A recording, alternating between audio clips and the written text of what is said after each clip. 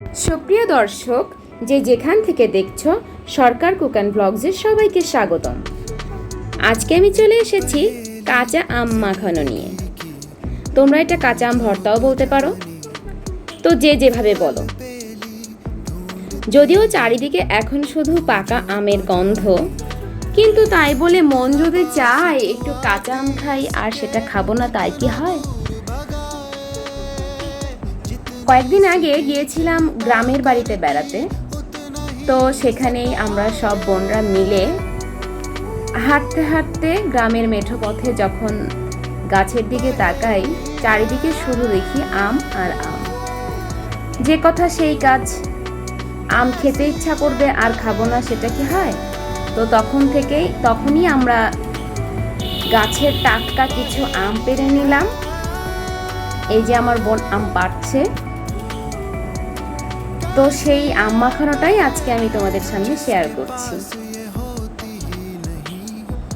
আমরা বেশ কয়েকটা আম পেড়ে নিলাম, আর যে কথা সেই কাজ, সেই আমগুলো এখন আমরা প্রসেসিং করব।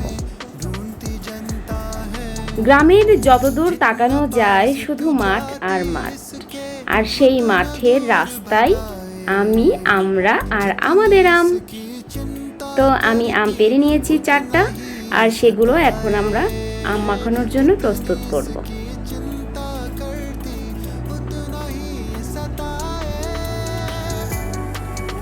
গরম থেকে এসে এই কাঁচা আম মাখানোটা কিন্তু খেতে বেশ লাগে। তো আমগুলো আমরা বাসায় নিয়ে এসেছি, আর সেগুলো এখন খুব সুন্দরভাবে ধুবো।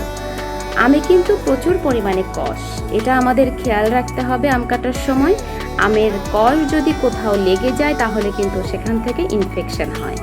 যদিও পাকা আমে একটু আমের কষ কম থাকে, কিন্তু কাঁচা আমে কিন্তু সেই কষটার পরিমাণ একটু বেশি থেকে থাকে। তো আমগুলো আমরা খুব সুন্দরভাবে ধুয়ে নিলাম, আর সেটা এখন কাটার পালা।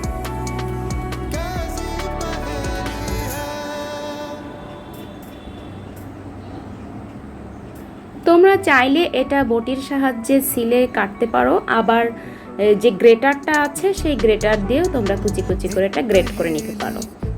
কিন্তু আমরা আজকে বটির সাহায্যে এটা স্লাইস করে কেটে নিব। আর আম মাখাতে গেলে এই আমের স্লাইসটা যত পাতলা হবে, এটা কিন্তু খেতে ততটাই মজা লাগে। তো আমরা পাতলা পাতলা করে সেটা কেটে নিচ্ছি।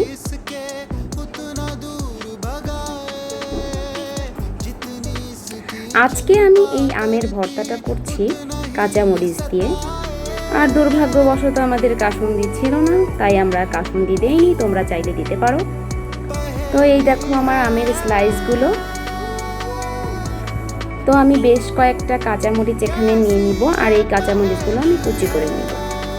তো এই কাঁচা আম ভর্তায় আমি যোগ করছি এই স্লাইস করা আম, কিছুটা কাঁচামরিচ, লবণ আর সামান্য একটু চিনি। তো এবার এটা চটকানোর পালা। তো প্রথমেই এই কাঁচামরিচ কুচি, লবণ দিয়ে এই আমটাকে খুব ভালোভাবে চটকাতে থাকবো। এই আমের স্লাইসগুলো চটকানোর ফলে যে নরম হয়ে আসবে, তখন কিন্তু এটা খেতে অনেক বেশি ভালো লাগবে। তোমরা চাইলে এখানে শুকনা মরিচ পোড়াও দিতে পারো, ভেজেও নিতে পারো, সেটাও কিন্তু অন্যরকম একটা স্মেল দেয়। তো এই যে আমরা চটকে চটকে এটা মেখে নিলাম, এটা এখন খাওয়ার জন্য একদম প্রস্তুত।